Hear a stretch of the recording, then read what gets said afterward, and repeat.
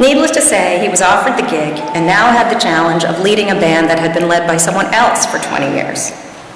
But would anyone here doubt that Bruce would win the hearts of Runrig fans? His presence on stage with Runrig was, in their words, transformative.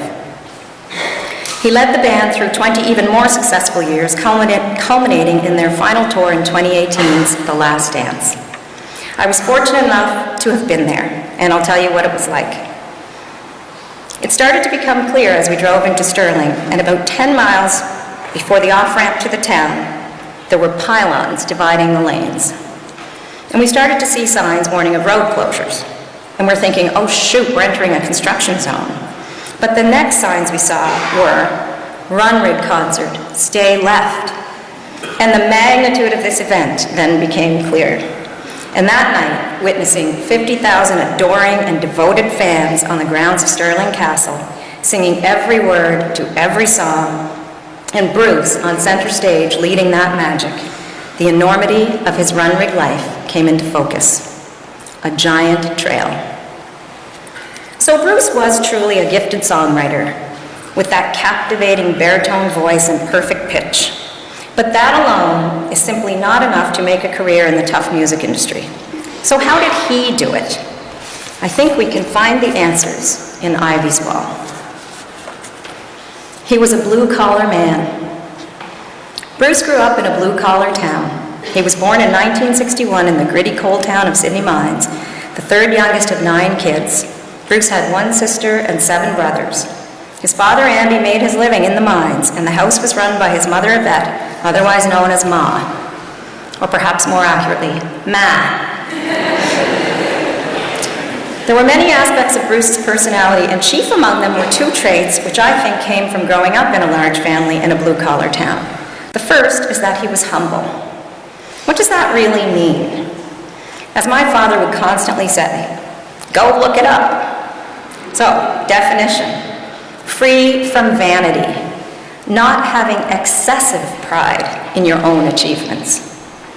From what I hear, it was mainly Yvette, Bruce's mother, who kept him humble, although his brothers did make quite a sport of poking fun at him to make sure his head didn't get too big.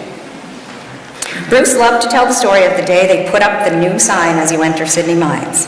The sign says, Home of the Bear McNeils and Bruce Guthro. That day, Yvette was in the lineup at the bank, and a lady behind her tapped her on the shoulder and said, you must be so proud of your son. And without skipping a beat, Yvette replied, which one, dear? There's another little story I'll tell here about keeping Bruce humble. When we were growing up, our grandparents, Jeet and Angie, had a little piece of land in Groves Point that we called the land. Very original, weren't we? We would gather there with our parents and grandparents and all the aunts and uncles and cousins. One day we had a big gathering at the land, and as usual, Bruce brought his guitar. This particular day, our great-grandmother was there, and we called her Ma Collier. Seems like every older lady in Cape Breton is called Ma. So Bruce was entertaining us with the songs he was writing, all of his original tunes.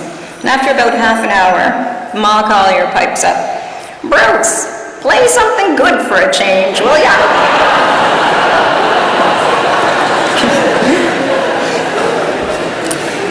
The second thing about Bruce that I think came from growing up in a big family in a blue-collar town is, and I racked my brain for the right word to describe.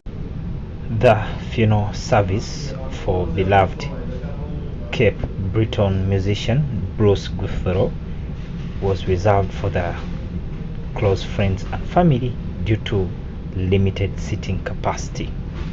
As you saw in the video, motions and laughters all over the church, and the service was such a touching memorial for the deceased singer Bruce Guthro.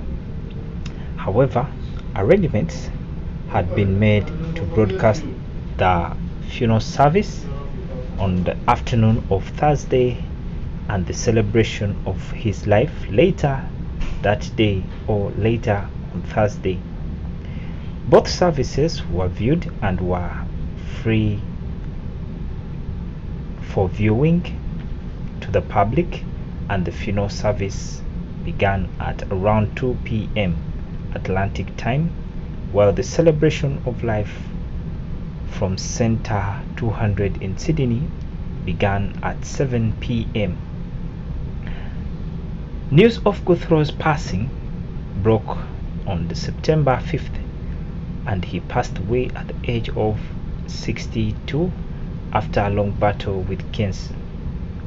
His solo career made him a household name in Nova Scotia and across Canada, while his role as lead singer for Scottish supergroup Runring brought him European fame.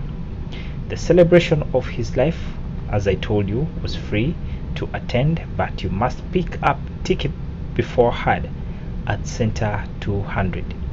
Performers included all big titles included Matt Anderson, J.P. Cormier, Alan Doyle, Lenny Gallanat, Ashley McAllister, Matt Migward, Dave Sampson, Goldie Sampson, Maximum, and maximum tickets were four per person.